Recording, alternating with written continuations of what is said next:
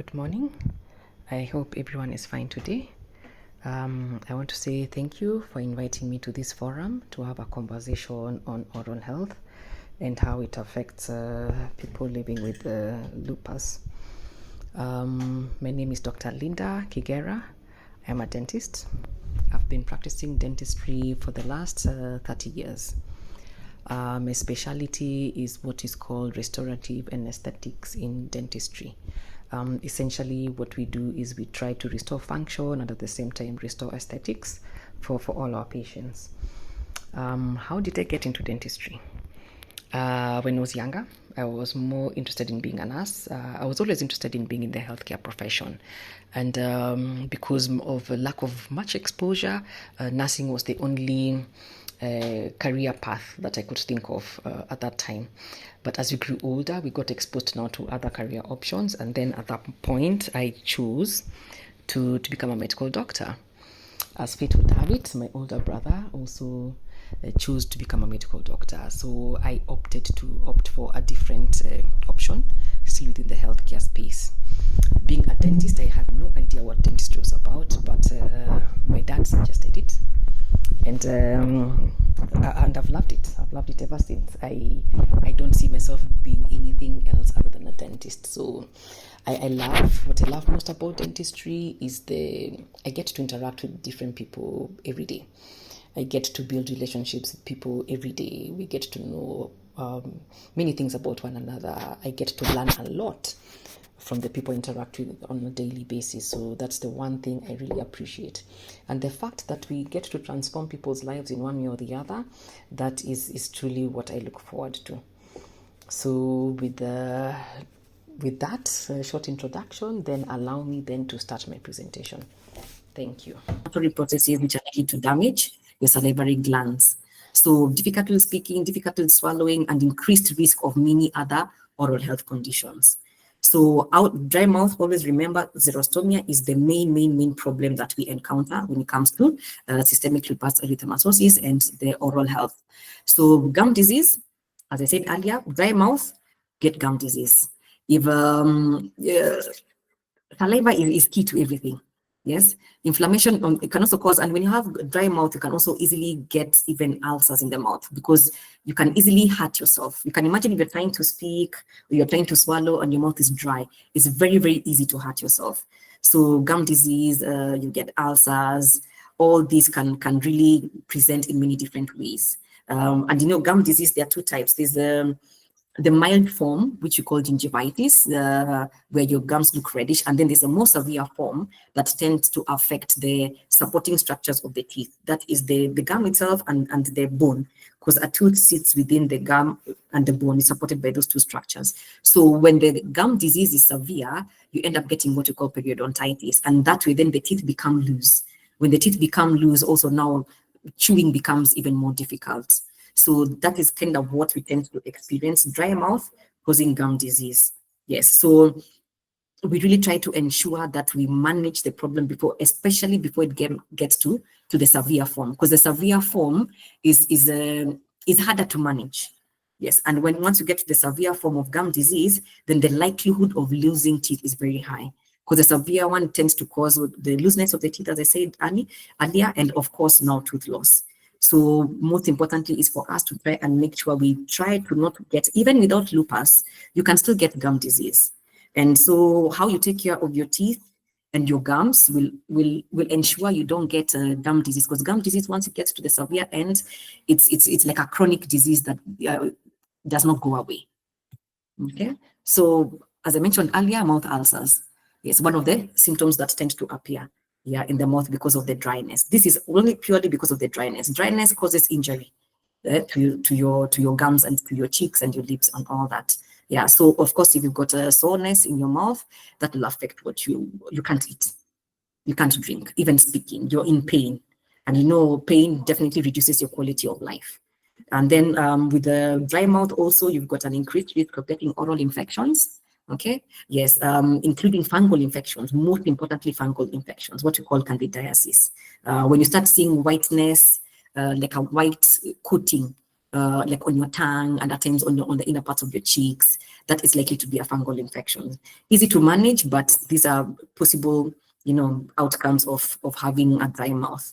Yes, when you get those white patches, at times they are painful, at times they are not, but generally they're uncomfortable.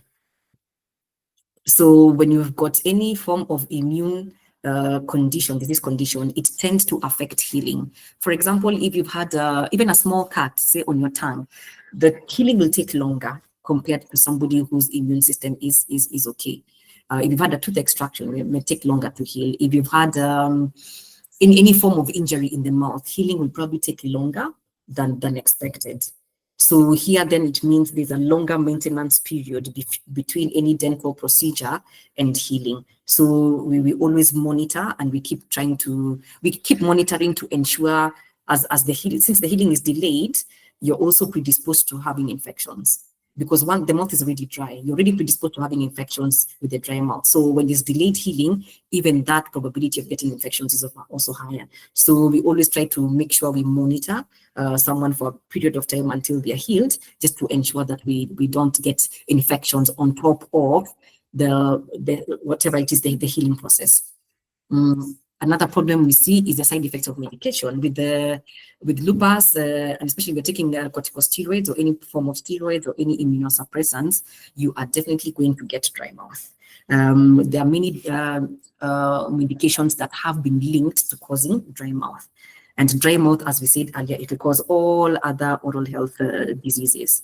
So unfortunately, if you need to take your steroids, you need to take your steroids. So what we can do is we always try to work together with your doctor, your physician, the person handling the disease condition, to see whether your doses are okay. Because at times when you're taking higher doses of medicines, they're likely to bring about more side effects. So we try as much as possible to see whether there are any dawas that you're taking that could be causing more problems, maybe get a substitute if necessary, maybe adjust the dose, but that we do not, we cannot do that without the input of the doctor who prescribed that. So we try to work hand in hand, especially in cases that require multidisciplinary approach. So when your mouth is dry, your taste buds will change. So your food might not taste as it used to. Yes, but unfortunately, we still have to eat. So as much as your food might not taste nice or might taste a bit different, we still have to maintain a balanced diet. So whether the food is tasty or not, a balanced diet is key to everything. For you to maintain your immunity, you need a balanced diet. And tooth decay is also a very common problem that we encounter, mostly due to dry mouth. As I said earlier, saliva helps to clean the mouth. When the mouth is dry, saliva is not cleaning, so the teeth, there's something called plaque. This is the white substance that forms on the surfaces of your teeth. Plaque will form on your teeth whether you brush your teeth or you don't. And immediately you brush your teeth now, the body just starts to form it. When it comes to brushing, we want to ensure that we reduce that amount of plaque, because plaque harbors bacteria. And bacteria, we've got normal bacteria in our mouth. So with the brushing and all the activities that we do to maintain cleanliness, we're actually reducing the amount of plaque on the teeth. But this plaque will hold on and will stick to your teeth because your mouth is dry. So a dry mouth will always predispose one to getting tooth decay. We really try to ensure that we help with the modalities to maintain good oral health and good oral hygiene. But at the end of the day, dry mouth, from my experience, as long as one experiences dry mouth, there's always a high possibility of getting cavities. Cavities, tooth decay is one and the same thing. Okay, fine. So if I move to the next, so there's my presentation might look like I'm repeating a lot of stuff, but it's just to sort of stress on what we tend to see, and then we also can discuss how we're going to manage it. So common symptoms that we see with the SLE, you're likely to experience ulcers in the mouth. Yes, and then they appear around the cheeks, the lips, the gums, or on the roof of the mouth. Ulcers on the roof of the mouth are extremely painful because the fleshy bit of the roof of the mouth is very thin, so it tends to be very, very uncomfortable. Ulcers on the if you get one, say, on the tongue, of course it becomes very, very uncomfortable also, because your tongue does a lot of work. When you're talking, your tongue has to be moving. When you're eating, your tongue has to be moving. So those areas tend to be very, very uncomfortable. So It could be one of the early signs of lupus. It's just that now, until it is like, in our situation, if you've had an ulcer in your mouth for more than 2 weeks, it always triggers us to to investigate further. Normal ulcers that you get in your mouth, say from a cold or a flu, those ones don't last more than 2 weeks. Anything that lasts in your mouth for more than 2 weeks must be investigated. Yeah, so ulcers, as you say, they cause a lot of discomfort when eating, drinking, speaking. But always have all ulcers, even if you already have SLE, if you have an ulcer that is in your mouth for more than 2 weeks, please get it checked. So dry mouth. Dry mouth is a very common problem. As I said earlier, some might not be aware of it, but we can tell, even from when somebody is speaking, we can tell that their mouth is sort of dry because you feel like the parts of the mouth are sticking onto the teeth, like your cheeks and your lips. They sort of like, even your tongue is like more sticky towards on the surface of your teeth. That's just an indication of a dry mouth. If you're trying to talk and you feel like, I need to keep taking water, I need to lubricate my mouth. Yes, some also try to eat and you find that you're having difficulties in eating because you're not able to eat maybe bread, you're not able to eat a biscuit because there's some things which are already dehydrating. So that means you have to keep taking a lot of water. So that could also be one of the early signs. Gum disease, your gums are red, they're swollen, at times they're bleeding. Unfortunately, gingivitis or gum disease, it's a common problem with or without an autoimmune disease. If you're not very good with your brushing, you're going to get gum disease. Fungal infections. If you're always getting fungal infections, then there's definitely a cause for worry. Fungal infections are very common with reduced immunity, regardless of the immune condition. Even if you say you have a flu and your immunity is reduced, you're likely to also get a fungal infection. So anything that reduces immunity will definitely lead to, likely to lead to a fungal infection. And then what we described earlier as changes in your taste bud, where you start getting like a metallic taste in your mouth. Sensitivity and pain. Dry mouth tends to cause loss of tooth structure, like cavities. Yes, so when you start getting cavities, definitely you start experiencing sensitivity. Those are early signs of cavities, sensitivity, and then that progresses to pain as the cavities become bigger and bigger. And sensitivity for tooth decay is mostly towards sweet drinks. It's sweet foods. If you're taking something sweet and you feel some bit of sensitivity, possibly there's a cavity somewhere. By the time you start feeling discomfort when you're taking something of extreme of temperatures, hot or cold, it means there's a deeper problem. Yeah, most likely it's a deeper problem. If you start experiencing pain at night, then it means that problem has become, the tooth decay has progressed to a certain point where now we are likely to end up doing procedures like root canal treatments or even extractions. So initial symptoms of tooth problems, sensitivity, mild pain, no extreme pain, and then pain at night. Number 7, you can see tooth decay. By the time you're starting to get sensitivity and pain, most of the time that ends up leading to tooth decay. Yeah, so reduced saliva flow always will predispose one to having cavities. Inflammation around the lips. So your lips are always cracking. At times they very red, especially for us Africans. Our lips can get very, very red when they are inflamed.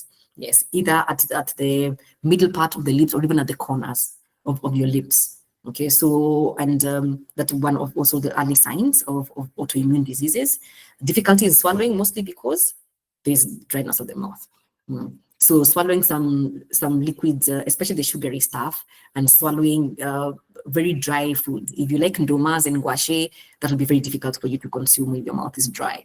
Bread, biscuits, there's some things, crisps, those will be highly impossible for you to even enjoy when your mouth is dry. There's some what we call a butterfly rash that can also appear. Yes, not just on the face, but at times it can also appear in some of the surfaces of the mouth, the inner parts of the mouth, what you call the mucous membranes. Yes, so these are some of the signs we might look out for. If we identify a number of these that are running in your mouth concurrently, then at least we are able to sort of like, what is that index of suspicion. So we are able to at least now to move to the next level to see, most of the time what we do is when we identify such is we send now to a physician now who's going to take over and do the investigations to ensure that there are no other problems other than just what we're seeing in the mouth. So we can correct many of these problems that we're seeing in the mouth, but at the end of the day, we always want to now work now on the rest of the body to make sure everything is okay. Because as much as we can correct all these and we've not identified the problem, which is an immune disease, then we'll also not be serving you well. So we always try to work together with the physicians. So general tips of managing oral health when one has lupus: hydrate, hydrate, hydrate. Always walk around with a bottle of water. Yeah, we don't have a choice. We need to always hydrate. We have to manage the dryness of the mouth. So hydration is key to everything. Eat foods that are not going to dry up your mouth. That you have to now sit down and eliminate all the foods that are going to give you problems or dryness of the mouth, as the ones I'd mentioned earlier. And especially avoid sugar. Sugar, when you already have dry mouth, getting cavities is almost guaranteed. So avoid sugary stuff. Use natural sugar if you have to. Honey is also still a bit of a problem because as much as it's natural, but it still is likely to cause some problems. If you're able to afford to get the stevias, it will be good, because if you want to sweeten your food or anything, use now the natural sugars instead of the normal sugars. So avoid sweets, avoid chocolates, avoid all those things that are likely to cause dryness. There are instances where you can use saliva substitutes. We don't have them here in the country, unfortunately, but we know that they are there. I think in the Western side, they tend to have more at their disposal in terms of when it comes to dealing with such situations. The one thing that we can always recommend is to chew gum. Whenever you chew, you increase saliva flow. Just the same way, if it's lunchtime and you smell food and you see food in front of you, the first thing that will happen is your salivary glands will just produce a lot of saliva. You'll actually feel saliva in your mouth because now your body is getting ready to receive food so you can chew. Your body your mouth is well lubricated in readiness for chewing the food. So if you can get sugar-free chewing gum, you can be chewing that over a period of time that will keep saliva being produced, especially after, in your case, especially after you've had a meal. Try and get sugarless chewing gum, because at that point then you want more saliva to be produced as much as possible to help to clean all the food stuff that is likely to be sticking onto your teeth.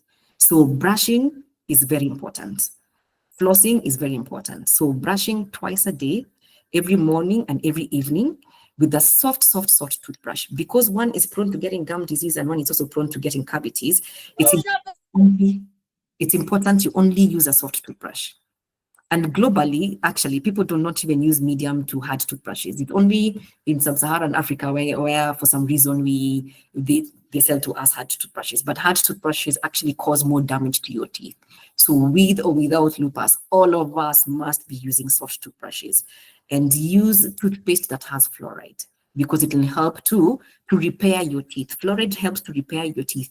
As there's a breakdown, the bacteria breaks down in the surfaces of the teeth, but fluoride tends to repair. So it's important to also use toothpaste that has fluoride. Floss is a string that we use to clean in between your teeth, also very important. I will give you an experiment. I will request you do an experiment today. So after this conversation, if you're at home, grab your dental floss. If you're not a regular user of dental floss, grab one. Floss in between your teeth, because flossing is to clean the surfaces between your teeth. Floss, and then smell your floss. Once you've flossed everywhere, just have a whiff of how the smell of the floss. That gets to show you what is going on the surface, on the gums. Because as you're cleaning, you're also cleaning just around where the teeth meet and also around the gum area. So if you're not liking what you smell, it means you really have to put in some more effort. So I really recommend flossing every day, preferably at night before you go to bed. So my routine is brush first, rinse my mouth, floss, and then I rinse my mouth again. We also recommend something called a water flosser. I should have gotten a photo to show you, but a water flosser generally is a gadget that has, I don't know how many of you have seen how cars are washed in the car wash, where they use like a high pressurized a gadget that has water and air. Is something similar that we recommend. Just a small gadget that we can put water and can even put some bit of mouthwash, and then it helps you to rinse your mouth. Yes, and that way then it helps to remove any debris that might be stuck on the surfaces of your teeth. It's important to visit your dentist on a regular basis, just for usual cleaning and the usual checkup. It's better prevention is better than cure, because cure is very expensive. It's very expensive. So if we are able to prevent problems, the better. So visiting your dentist on a regular basis, have a schedule based on your needs. Some people, maybe they need to visit a dentist once a year or twice a year, some maybe even 3 months, some maybe every month, based on what is going on. So have a proper schedule with your dentist based, because we always sit down, we come up with a plan, and then try and follow that schedule as much as possible, so that we're able to have maintain your teeth in a certain way. We want to maintain good oral health. And then avoid things like tobacco and alcohol. Alcohol is extremely drying. It's extremely drying. If you are to use mouthwash, avoid mouthwash that has alcohol. That will not help you. I think the Listerines and all these top of the shelf, like the ones you buy from the supermarket, most of them tend to have alcohol in it. Avoid those ones. Only non-alcoholic mouthwashes which are going to help. And even if you don't have access to mouthwash, you can also just use warm salty water to rinse your mouth. Just warm salty water to rinse your mouth in case you need to. Okay, but after that, then the saltiness though might also dry you up a bit, but you also have to be very careful with that. Yes, so always use a toothpaste that has fluoride, and there are some mouthwashes that have fluoride. So if you combine all that, brushing, flossing, using a water flosser, and then using a mouthwash that has fluoride, it will really go a long way in protecting your teeth from getting gum disease and from getting cavities. Yeah, so good oral hygiene will save you a lot of trouble, and regular visits, because when we don't maintain good oral habits and regular visits, we end up now fighting fires. When you come in, you've got cavities, you've got so many cavities we need to sort out. Those are multiple visits, and of course the costs keep going up. And if we're not able to maintain good habits, because as much as we can make for you, we can do very nice fillings. If the mouth is dry, the probability of those fillings failing is also high. So we must have a maintenance schedule. This is the same way we can have a vehicle, or we can have a gadget, and we have a maintenance schedule. Even our mouths need a maintenance schedule, because we need to keep ensuring that all the fillings that have been done are still intact and still functioning well. If there's any problem with it, we keep changing it or repairing it or replacing it. So in maintaining good oral hygiene and your regular visits are actually very, very important for maintaining your oral health. Yeah, so managing dry mouth, as I said, salivary substitutes could be there. We don't have many within the country. There's one I shared with Doreen. There's a photo I shared with Doreen. Maybe she can share with the team of a product one of our patients showed us that what she uses. She got it from the States. I think it's called All Day or something of the sort. It's a gel.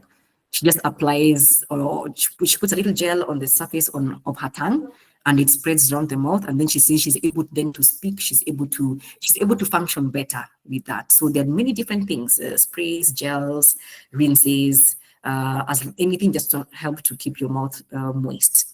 And of course, if your mouth is moist, there are less problems. Yeah, sometimes we do have some prescription medication. But some may not work so well. Still, also, some are not readily available locally. Fluoride treatment is very important. When you visit your dentist, we clean your teeth, we apply some fluoride. Fluoride will help to manage sensitivity, and it will also repair the surfaces of your teeth, so that then at least you prevent getting cavities. And then hydration. I think in your case, you should always walk around with a bottle of water. You can use a humidifier. I think most people know what a humidifier is. We use them a lot. For people who had little children, I think we use them a lot. So a humidifier, just what it does, it keeps the air around you moist. So it's not a struggle. So when you're breathing in, then at least you're breathing in, wet-ish, humidified air. So it makes it easier. Even the dry mouth, it tends to just relieve all those symptoms. Gum disease, professional cleanings is what we do. Yeah, because one is at a risk of getting gum disease. So the recommendation, based also on the needs, are 3 to 6 months. 6 months is for all of us. All of us must visit the dentist every 6 months, get a thorough cleanup. But also based on your needs, we might recommend we see you more often. If your teeth are well and healthy, your gums are well and healthy, some we also just once a year. But it's good, as I said earlier, to just have a plan with your doctor and try to stick to the plan. Antibacterial mouthwashes are okay, as long as it is not alcohol-based. Okay, chlorhexidine is the most common. It's very good. Yes, but also we try to discourage using mouthwash all the time, because at times mouthwashes, if they're used for too long, could also cause changes in your taste buds. So only use them sparingly. Because if you're brushing well and you're flossing well and you're using the water flosser, you might not need to use your mouthwash on a regular basis. Yeah, so it could just be just once in a while. And there's a procedure we call root scaling and root planing. Root planing is now when you've got now advanced gum disease. Yeah, so it's a procedure that we do at times. We have to make you numb for us to do good root planing because it means there's some plaque and unwanted stuff which is stuck on the surfaces of your roots. So we have to clean it out because there your toothbrush will not be able to do a good job. At times we incorporate laser therapy, especially when you have severe gum disease. Yes, it also laser therapy. The beauty of laser therapy is it really helps with the healing part. So healing does not get delayed when you use laser therapy. Mouth ulcers, we just have to use over-the-counter creams and gels. This will help to soothe. There used to be a product called what? This will be a product in the market some time back for oral. I've forgotten the name, but these ones, they're there. Yes, you can easily get them from the pharmacies. Sometimes steroids are necessary, especially if the ulcers are bad, but this is now where we work with the physician. Okay, we don't like prescribing corticosteroids or steroids that often because it also has its own side effects, but we always work together with the physician so that we can get you the proper dose. Yes, and then this will definitely help with the healing. And then mouth rinses, but mouth rinses, as much as they're antiseptic, they should not be alcohol-based. Fluoride treatment, as I said earlier, when you've got to prevent tooth decay, fluoride is your friend. So toothpaste that has fluoride, we also have a fluoride application at every dental clinic to be able to do that for you. The difference between the fluoride in your toothpaste and what we have in the clinic is what we have in the clinic is a very, very, very, very high percentage. Our toothpaste have got fluoride, which is about 1,500 parts per million. What we have in office is about 24,000 parts per million. That you will never be given to consume at home because that's a very high concentration. So that will only be accessible at the dentist. But there's a toothpaste that is locally available called Soothes that has got, I think, about 5,000 parts per million. It's very, very, very good when it comes to repairing and preventing tooth decay, especially when one already is prone to getting cavities. Pain management for tooth pain or joint pain. Tooth pain, you have to identify the cause of the tooth pain and manage it. If there's a cavity, fix the cavity. If we need to do a root canal treatment, do a root canal treatment. If we need to pull out the tooth, we pull it out. But at times you may get jaw pain that is not related so much to the tooth. So at that point, then we also advise to just take the normal painkillers. At times, you also recommend muscle relaxants, especially if the jaw joint is affected. We do have, in case of tooth loss, then we can also replace the teeth, either with removable teeth or with fixed teeth. Removable teeth, as much as they work, might not be the most ideal, especially when you have dry mouth, because it's likely to make things worse. So in your situations, then most appropriate will probably be the fixed solutions, what we call implants or what we call bridges. But also with all solutions, for replacing teeth, one's hygiene has to be really, really, really optimal. Because even if you don't have a dry mouth and you've got bridges and crowns and implants and your hygiene is not good, all those are going to fail. So the recommendations we made earlier for brushing, flossing, using a water flosser, it cuts across with or without autoimmune diseases. Pain relief for sore gums and teeth. Oral gel. Yes, and some honey-based products can also help that. So some gels that one can apply, even just on the area where there's an ulcer, that really helps. And at times there's some the gels tend to have an antibacterial effect and also like a pain reliever. Yeah, so those can definitely help, especially when you've got sore gums. Anti-inflammatory medications, that one can also help, especially when you've got those flare-ups. Yes, they go a long way. So lifestyle adjustments. Lifestyle adjustment is actually mostly your diet. Your diet. So eating a balanced diet with all your vitamins, very, very important. Avoiding spicy, acidic foods, very hard foods. If your teeth are already getting cavities, you might not even enjoy even eating those hard foods. They might make your teeth feel very uncomfortable. Yes, and they might also, cause problems when you irritate any ulcers or any sensitive gums that you have. So really, really watch your diet. The sugary stuff, the sticky stuff, those are not necessary items. Acid tends to break down the tooth. So if it's any acidic stuff, if you're prone to taking sodas, especially things like Coca-Cola, it'll make the outer layer of the tooth, the surfaces of the teeth will become very thin. And the enamel thins, then you get a lot of sensitivity, you start getting cavities. So avoid acidic drinks. Sodas, juices, as much as some people like them, they're sweet, but they're not the most ideal. I recommend even to people without autoimmune diseases to avoid acidic drinks as much as they can, because that will always bring problems to your teeth. Regular checkups. Always follow up with your doctor. Okay, so you manage the flare-ups, because whenever you have flare-ups, then it just brings you down generally. And at times when you have flare-ups, you may not also be in a position to take very good care of your oral health. Okay, so it's always good to make sure you have a plan with your doctor and follow up your plan. So with your rheumatologist, and also now from our end, also just keep doing your regular follow-ups. Control the disease conditions, you control the symptoms. And then once the symptoms are well controlled, also then for us, we're able to maintain good oral health. Intervene early, dental issues. When you have your regular checkups, you're able to identify problems before they become a big issue. Okay, so it's always easier to manage a small problem than to wait for it to become a bigger one, because a bigger problem is likely to cost more time and more resources to manage. So always speak with your healthcare provider. Always speak with your healthcare provider. You're managing disease conditions nowadays is multidisciplinary. We've seen the value of working as a team, because I cannot be doing my thing and then your rheumatologist is doing their own thing, and we're not communicating, especially when it comes to how well the condition is getting managed. When it comes to maybe changing medication, I cannot change medication that somebody else has prescribed. Okay, and then at times we also incorporate within the dental field. We also have specialists. There are some gum specialists, somebody called a periodontist. So if you already have severe gum disease, then normally we recommend a consultation now with the other specialists. So the specialists will also still develop a personalized plan to address any diseases that you, or any concerns that you might be having. I'm not sure whether we all know how to floss our teeth, but this diagram kind of shows us of how we can approach it. We can either use this kind of a string. I'm sure most people know what this, it's called a dental floss. And there's also something different. I don't know whether it is here.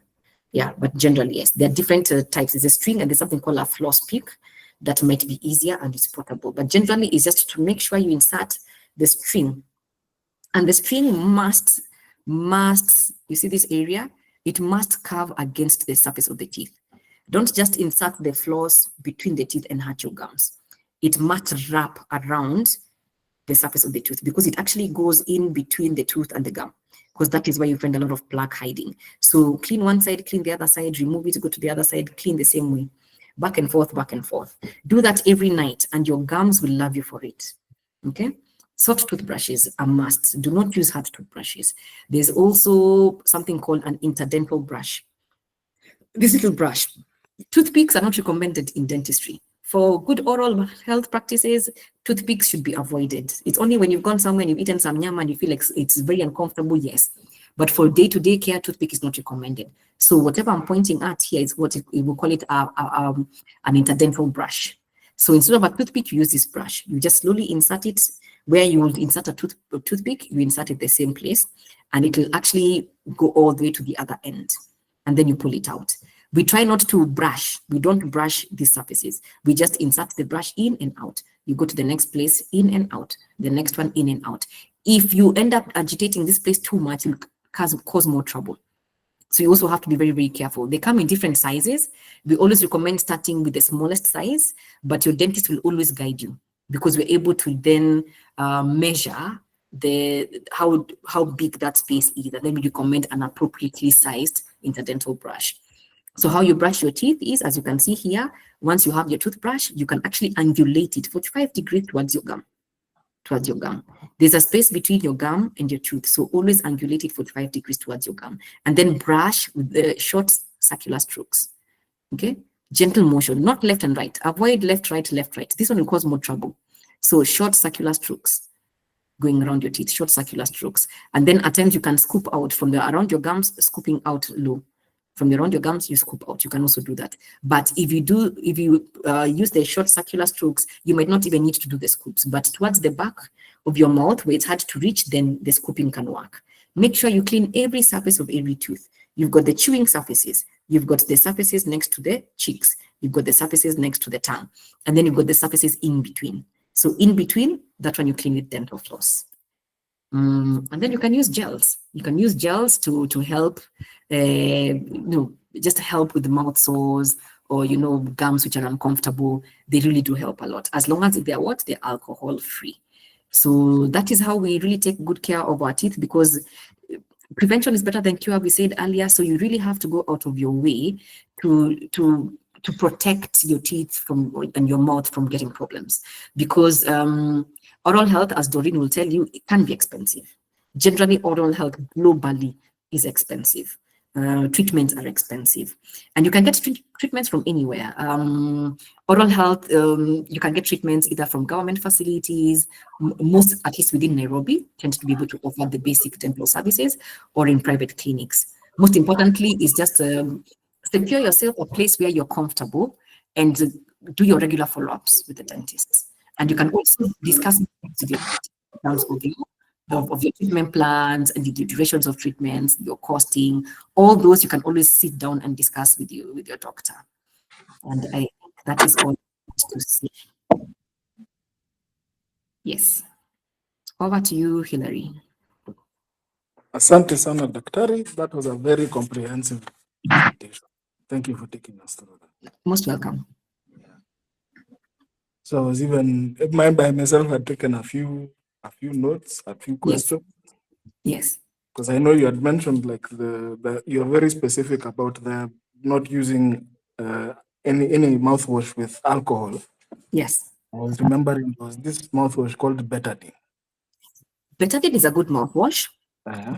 It is just the color is not ideal for long-term use. It's brown. Okay. It will stain your teeth. You'll get brown stainings on your tongue, and it's actually even very notorious for changing your taste buds. What? So yes. So it also even ties in with that thing for how it changes your taste. Yes. So Betadine, it's just for if you're trying to manage something for a short duration of time. Say maybe you have an ulcer or you have a wound, something. For that period of time, it's okay, but not beyond that. Okay. Chlorhexidine is better. It's unlikely to stain your teeth. But also again, short term. Well, yes, mouthwash is not for everyday use. Yeah. If you're cleaning your teeth well, mouthwash is not for everyday use. If you're feeling uncomfortable, your gums, maybe you're trying to brush and your gums bleed, then you can use the mouthwash. But we do not recommend it like a day-to-day oral care. It's not for day-to-day. Okay. Yes, just be very good with your brushing, very good with flossing, interdental brushing, the water flosser. If you have those four, you might actually not even need the mouthwash. Okay. Yes. And then even now, I was also wanted to ask about like back to the brushing and flossing, or if some people would be more comfortable with flossing first and then brushing. My perspective is you brush first. Okay. Look at it this way. Once you brush and you rinse your mouth, the first thing you should do is, before you brush, run your tongue on the surfaces of your teeth. You will feel your teeth are not very smooth. Once you finish brushing, do the same thing. If your teeth feel smoother, then it means you've done a good job. Around the canines, those ones we tend to struggle, most of us. If it feels rough, you go back and brush some more. So once you've done that, and then you floss. Once you floss, when you're rinsing your mouth, I always look at what, maybe I'm just weird, but I always look at what I've spat out when I'm rinsing, because I need to see what was in my mouth. So if I brush my teeth and I rinse my mouth and I see, oh, okay, I've removed a lot of stuff, which is good. I floss, and when I'm rinsing, I look again to see. If I don't see anything, it means probably my brushing was also good. If I remove stuff, at times what I do is I go back and floss again. Okay? Because it means there was something already. So I don't know whether I've removed all of it. So I go back and floss again. I rinse out to just check, and then I check and see, are there still more things coming out? Or is everything looking clean? So it's advisable to always floss after you brush. So oral care, like at night, it can take you up to 10 minutes, depending on how quick you are. Because brushing, ideally, if you're to brush properly, every surface of every tooth will not take anything less than 2 minutes, brushing only. And then another minute or thereabouts flossing. And then what? So you need at least 5 minutes for you to be very thorough. So especially at night, during the morning, if you're rushing to go to work, at times people might not putting a lot of effort, but brushing at night because you're only going to sleep, you try and take your time. But also don't overdo with the brushing. When you hold your toothbrush, I think Doreen have taught you this, hold your toothbrush like a pen. We avoid holding our toothbrushes. It's like you're holding a what? Like a mwiko. It's like you're going to cook your ugali. People usually hold it like knives. Yes, yes. Or like your mwiko when you're going to cook your ugali. Yes. Yes. Now, when you do that, you actually use a lot of force because you're using your whole hand to move your brush. But if you hold your pen, what we call a pen grip, the action is only at the wrist. You're not moving your whole hand. So when the action is at the wrist, you're using less force on your teeth because you have to protect your teeth. If you use too much force brushing, then you wear down your teeth faster. So that's why we're always recommending soft toothbrushes and also how you hold your toothbrush and the force that you use. Using force on your teeth is not going to make your teeth brighter or cleaner. It doesn't. Any questions or any clarifications? Oh yeah, there's a question here from Edward. Mm-hmm. He's asking, Mm-hmm. does fluoride in drinking water help or hurt efforts to brush our teeth using the higher ppm toothpaste? Or Yes. is the fluoridated water controversy legitimate? So the fluoridation is controversial. It is important for us to have fluoride because fluoride protects the teeth. Until we get something that will substitute that, we may not have much of it. Studies have shown over the years that if you fluoridate the water, you reduce getting cavities. These are studies that have been done globally. The unfortunate thing is now when the amount of fluoride in the water, if it's not well controlled, then that causes more problems. In Nairobi, our water is other than the water that is given to us by City Council, all of us are digging boreholes. Nobody's regulating that. Nobody is ensuring that we actually sell or use water with low levels of fluoride.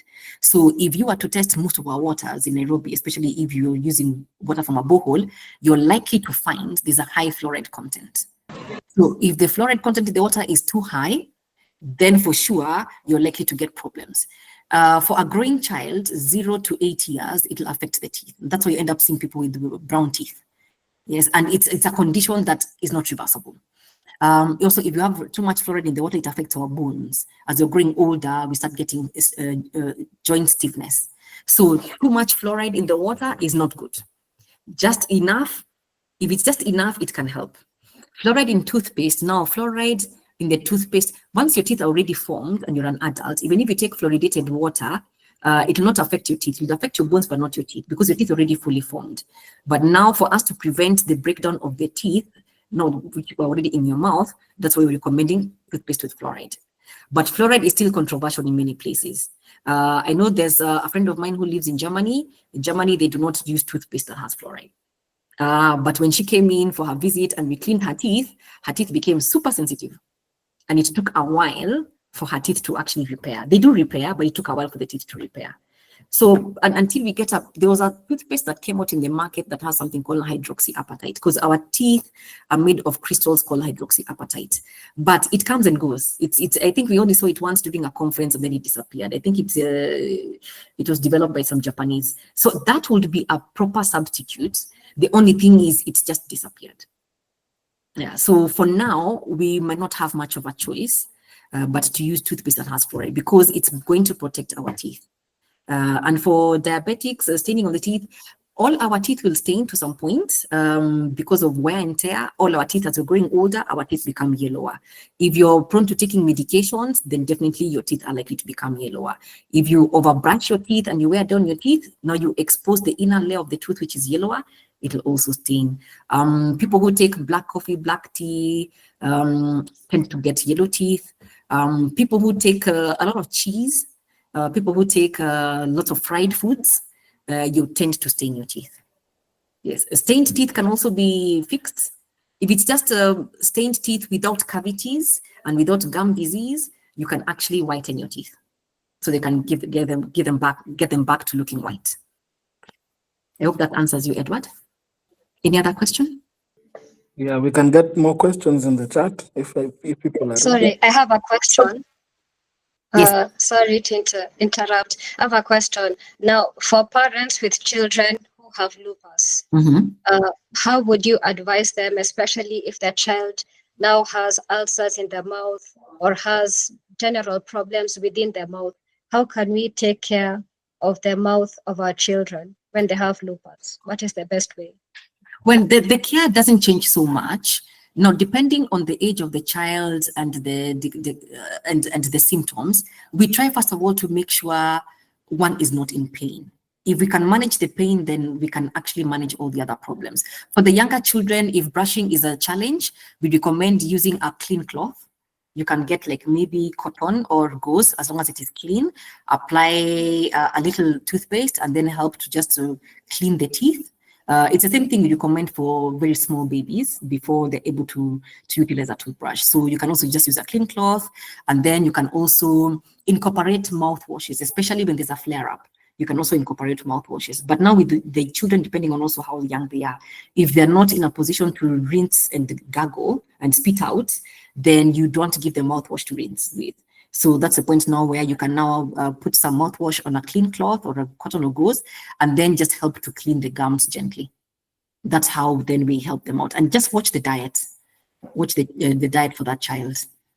If they need pain medication because they're very uncomfortable, make sure they get the pain medication. I hope that answers you. Yes, it does. Thank you. Thank you. Most welcome. Any other questions, not just related to lupus, any questions you might have about oral health, about dentistry, about any questions that you might ask? The questions you always wanted to ask a dentist and you've not had the chance to ask, you can ask. Yeah, I wanted to have a question now about these more natural remedies. Like if there's natural flosses like this mswaki that people use, or if there's like natural toothbrush, natural mouthwashes. Like I know some people use like then there's the salty water, the warm salty water.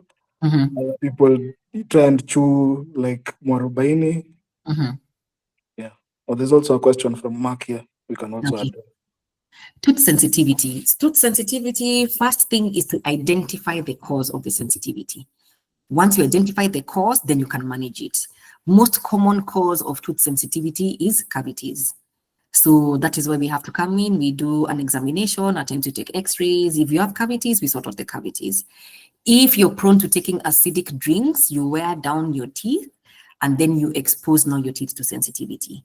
So we start by eliminating what is causing the problem, and how we manage sensitivity. People who also grind their teeth. When you grind your teeth, you're likely to end up getting sensitivity. If you brush hard and you brush the wrong way, you're also going to get tooth sensitivity. So all those things that we've discussed earlier are actually going to prevent tooth sensitivity. Brushing properly with the right items, grinding of teeth tends to come about because of maybe anxiety or stressful situations. So managing stress also will help you take better care of your teeth. People who are actually struggling with mental wellness are unlikely to take very good care of their teeth. Okay, so if somebody is able to manage their mental health, then for sure they'll be more energized to take good care of themselves, because it's been proven that one is likely to not be in a position just mentally to be able to take good care of themselves, not just their mouth, even just their overall hygiene and all. So whenever you see somebody also struggling with a bit of mental wellness, it's just good to keep encouraging them, what, take a shower, brush your teeth, just do those good things so that we prevent more problems. So tooth sensitivity, toothpaste that has fluorides. I know you are familiar with all the adverts from Sensodyne, Colgate. All those help. Even if you don't use Colgate and Sensodyne, the specific ones for sensitivity, if you have toothpaste that have fluoride, you can actually, with a clean hand, rub toothpaste, just a little, on the teeth or the areas that are sensitive. Just rub it in there for about 30 seconds thereabouts, and then gently brush your teeth. And then when you rinse your mouth, don't rinse is like you want to get rid of everything from your mouth. Rinsing just like maybe once, because you still want a bit of fluoride to coat your teeth, so that the fluoride repairs. So we don't recommend rinsing. It's like you're trying to get rid of everything in your mouth. So that is how we manage tooth sensitivity. But identifying the problem fast is the best course of action, and then you're able to manage it. For Mark, I hope that's okay. For Nerea, I'm based at Hurlingham Park. I'm on Abbots Codec Road. My clinic is called Smile Essence Dental Center. Yes, there's something, Hilary, you were asking, I think, earlier. What was it? Mine was for those natural remedies for like brushing, mouthwash, flossing. But we'll also share your clinic details to the group afterwards. No problem. There's nothing wrong with most of the natural remedies. To be honest, our forefathers didn't use toothbrushes and toothpaste when their teeth were fine. But also they didn't expose their teeth to many things. They rarely used to get autoimmune diseases. I don't even think they existed then because their diet was good. Their diet was good. How they took care of themselves was way better than how we do. Nowadays, unfortunately, we take more processed foods. And that, of course, is a problem. Mswaki, the stick, that chewing stick is awesome. We recommend it. Because also, I don't remember the exact things, but it's got some medicinal values. So it will help to clean your teeth. And I think it's been proven that it will help with digestion to some extent. I just don't remember the exact way, but yes, it's been proven to be very helpful. And just so you know, in the Western world, they package Mswaki as a toothbrush. Here we don't, since it grows on our trees anyway. But if you want to use Mswaki, go ahead and use it. As for other remedies, I believe there's room for natural remedies. I believe there's room. And if it's working and it's not causing any damage, then I wouldn't say no. The only thing is most of our natural remedies maybe have not been investigated scientifically to see exactly what it does. But if it's not causing harm, I would say give it a try. But just know that since it's not scientifically proven, yes, it's good to just be cautious. But I wouldn't say no. Yes, I hope that answers you, Hilary. Yes, it does. Absolutely. Thanks. Yes. Maybe people can also share their experiences about the oral health in the last couple of years. It could also help the rest of your colleagues to see how to navigate, because there's a general fear of dentistry, granted, but if you've gone through the journey of taking care of your teeth and your oral health, then maybe you can also be discussing that with your colleagues to help them understand what the process looks like. In most instances, when you visit a dentist, outside of the usual registration, the dentist will try to inquire what the problem is. We'll do an examination, but that examination, we always recommend x-rays because we cannot see what is going in within the tooth and around the tooth without x-rays. And then from there, we're able to diagnose whatever problems you might be having, and then we come up with a treatment plan. A treatment plan can be as a lab. Treatment plans are actually, how long they are will be determined by what you've diagnosed. Yes, and then as you plan out the treatment plan, you're also planning out timings, you're planning out costs, and a maintenance phase. We should always have a maintenance plan because we tend to sort out the active disease, but we must have a maintenance plan so that we don't come back a year later and or 2 years later, and then we are almost like back to square one because we didn't have a maintenance plan. So generally, that is what to expect when you go to the dentist. You might be having more going on with you more so than because of it's an autoimmune disease. You might be having more challenges outside of what it is that we normally see on a day-to-day. So if we need a multidisciplinary team, we always recommend a multidisciplinary team. In your case, I think also talking to, I don't know whether people engage a lot with nutritionists. And I don't know whether we have nutrition experts who are very good with autoimmune diseases or with chronic diseases. That is one thing I have been trying to search for so that they can help you tailor-make even your diet, because you also want to make sure you don't consume a diet that will lower your immunity. So maybe Hilary and Doreen, we can look into that, making sure that at least you can get somebody to assist you in your nutritional needs. Yes, yeah, sure, I think. Because before we actually in some question. event last year, we had a nutritionist on board. Good. Yes. Nutrition, very important. Mental wellness, very important, regardless of your immunity. Mental wellness is very important for all of us. So those ones help a lot. nutrition, mental wellness, and then plus your rheumatologist. They'll help a lot. Yes. Yes, Doreen? Yes. Oh, okay. My question is, Yes. as a dentist, do you also look at the tongue or only the teeth? Do you also look at the tongue? The whole mouth. We look at the whole mouth. So if the tongue is having ridges or maybe has like a, I don't know how to say it, a crack, something like that in the middle of the tongue. I don't know, what does that mean? And is there something that you can do about it?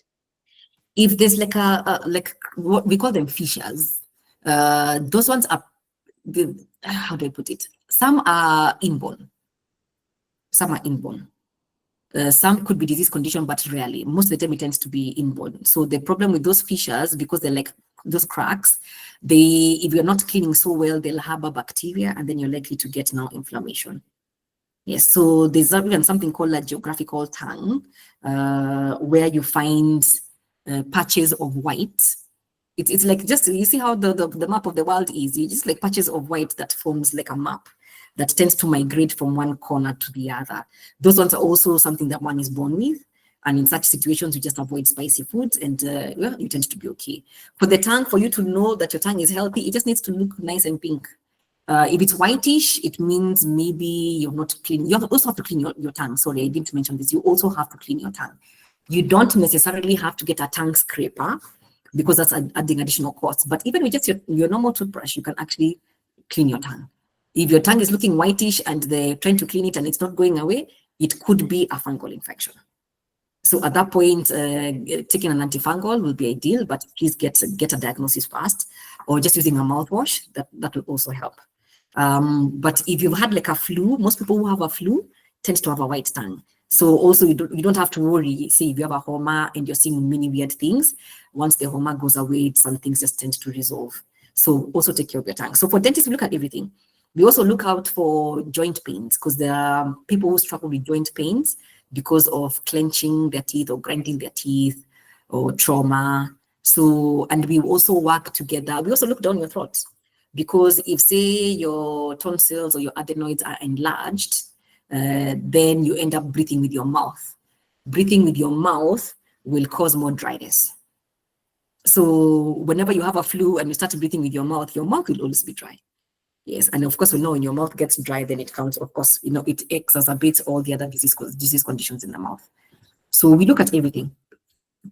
And we also look at, we were trained head and neck. We really spend a lot of time on the head and the neck. So immediately we walk in, we always look at you and your head, the whole face, to see whether there's symmetry and balance. If there's asymmetry, then we know there's something we need to look for.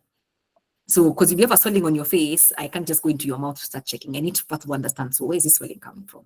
So we look at you in totality. We just don't look at the teeth. Actually, we look at you from head to toe to see whether there's anything we can pick that could also be related to your oral health condition, or maybe not. Because even if it's not, say for example, if you've injured your right hand and you're a right-handed person, and I'm telling you, you must brush your teeth twice a day.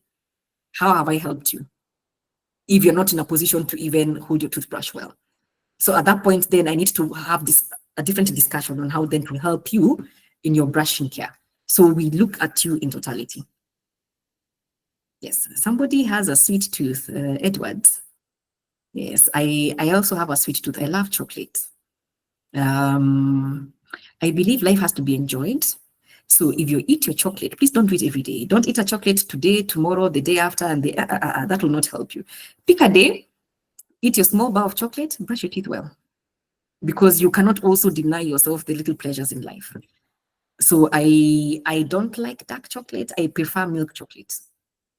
Those are my preferences. So I know dentists will tell you to avoid many things, which is good, but I also, Doreen already knows, I always tell her, even for me, I enjoy some sugary stuff, but my sweet tooth is just for chocolate. But it also, try and get good quality chocolate, because it's got less artificial sugar.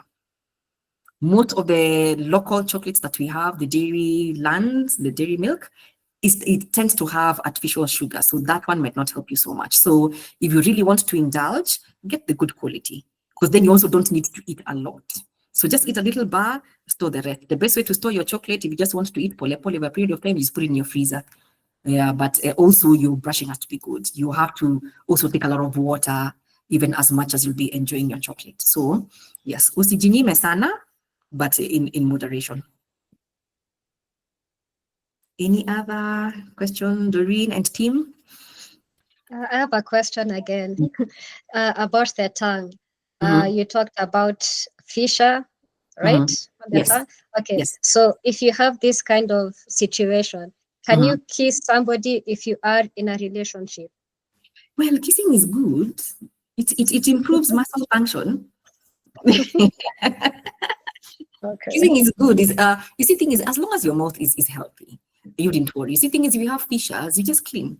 Yet your normal toothbrush is fine. It's just the same way as asking if you have cavities. Can you kiss somebody? People kiss. People even kiss even when they have like severe gum disease. It's just that now you'll be sharing bacteria between you and your partner. So you're likely to find that the bacteria I have in my mouth is likely to be the same bacteria that my partner has. And you know you have normal bacteria. Don't forget that. But when your immunity is low, these normal bacteria now can start causing problems. Same thing has been identified for women who like kissing their babies in the mouth. Yeah, small babies. We transfer our bacteria into our baby's mouth.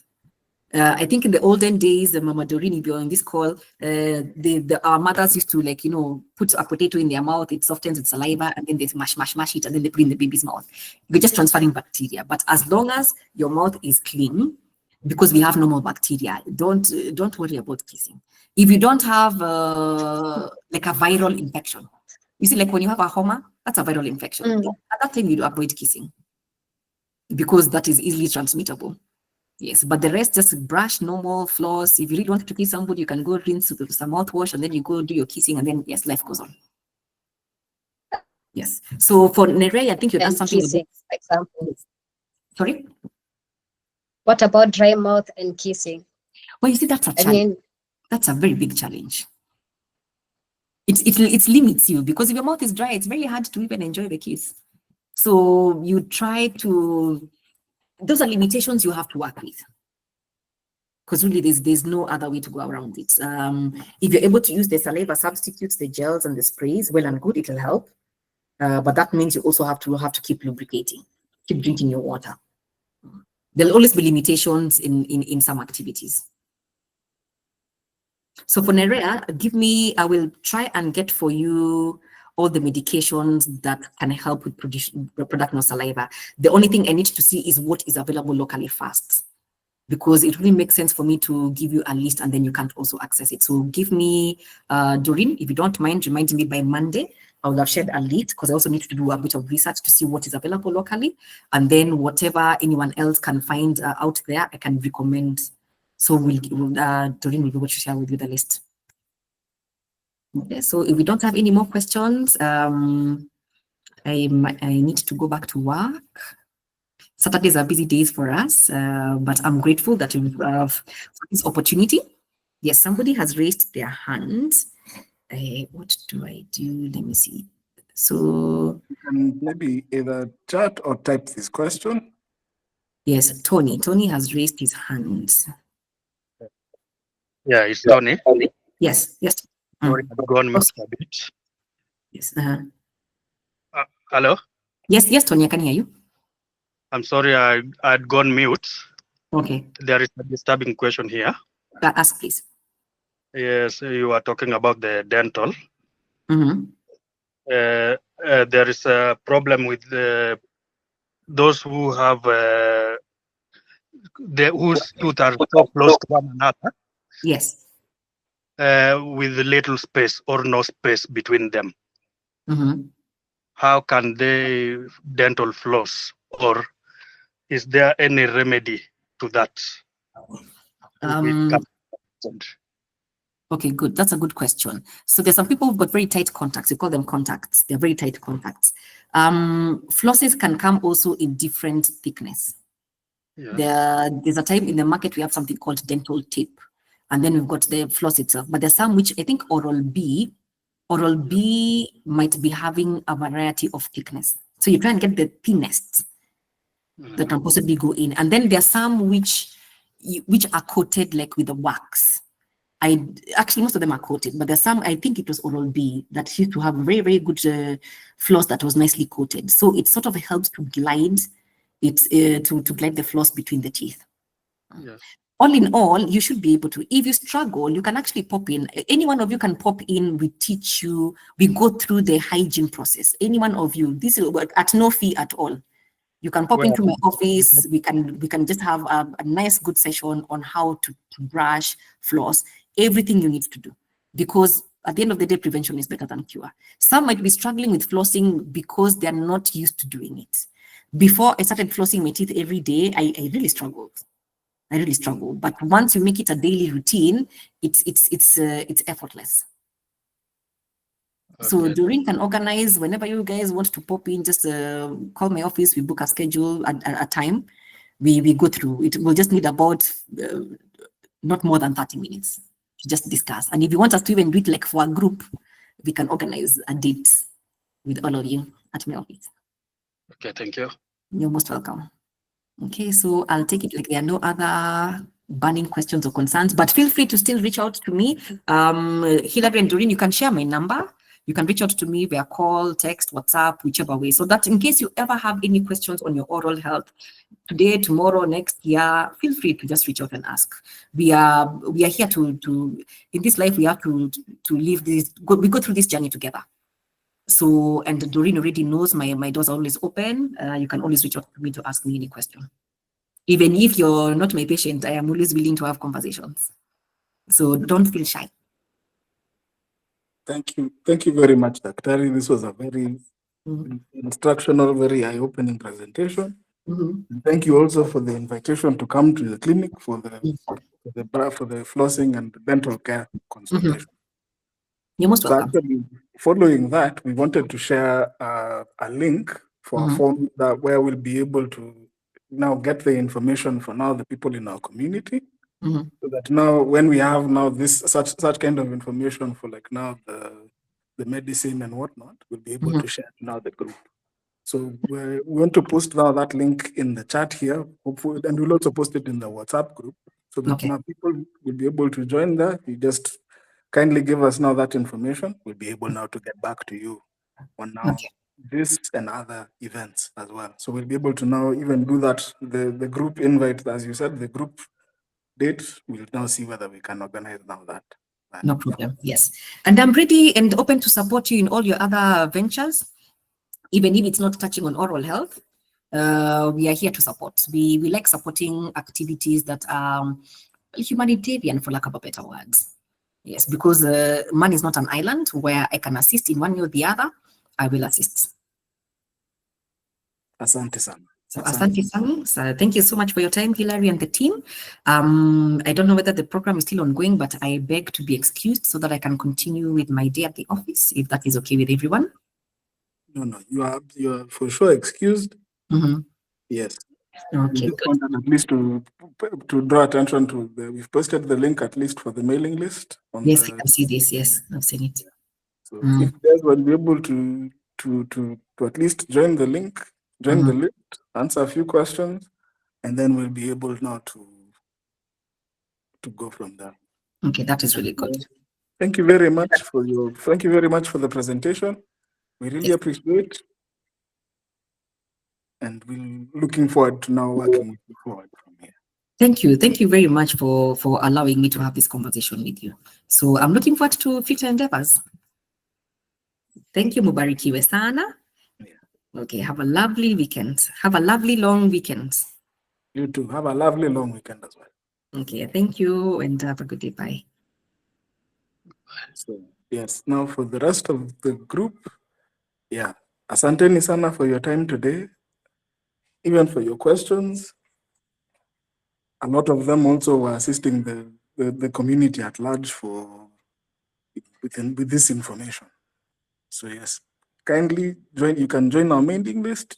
We're looking forward actually to your feedback. We wanted now to do more community events and more community things like this. So we wanted now to gauge your interest and also gauge what next you guys wanted to see, because we've done actually a couple of events ranging from nutrition to mental health and now dental health. So now we wanted to see what now other interesting topics you guys wanted to cover, or if you wanted to do like now an in-person, whether we can meet up in person as a group now.